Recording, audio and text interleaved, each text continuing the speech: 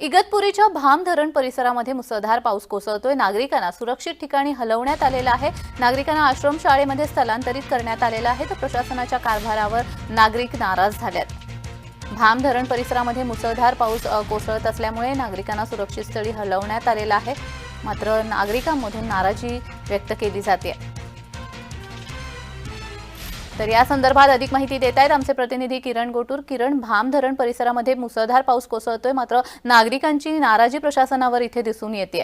किरण, तन्वी, मागच्या 2-3 दिवसांपासून इगतपुरी परिसरामध्ये चांगला पाऊस पडतोय आणि त्यामुळे इगतपुरी परिसरात असलेल्या अनेक जे धरणं आहेत ते आता भरण्याच्या मार्गावरती आहेत आणि त्यामध्ये प्रामुख्याने भाम, भावली, दारणा हे ऑलरेडी धरणं हे भरलेलं आहेत। आणि भाम धरणाच्या खाली एक वाडी आहे, त्या वाडीमध्ये काल हे पावसाचं पाणी गेल्याने दिवसभर नागरिक जे आहेत ते पावसाच्या पाण्यामध्ये आपल्या घरात पाणी शिरल्याने या घरामध्ये पाण्यामध्ये त्यांनी अख्खा जो आहे तो हे काढलेला आहे दिवस। आणि त्यानंतर त्यांनी प्रशासनाच्या काही अधिकाऱ्यांना संपर्क केला, पण रात्री उशिरा अधिकारी त्या गावामध्ये पोहोचले आणि त्यानंतर रात्री उशिरा या सगळ्या लोकांना एका आश्रमशाळेत, म्हणजे गावाच्या बाहेरच असलेल्या एका आश्रमशाळेत सुरक्षित हलवण्यात आलेलं आहे।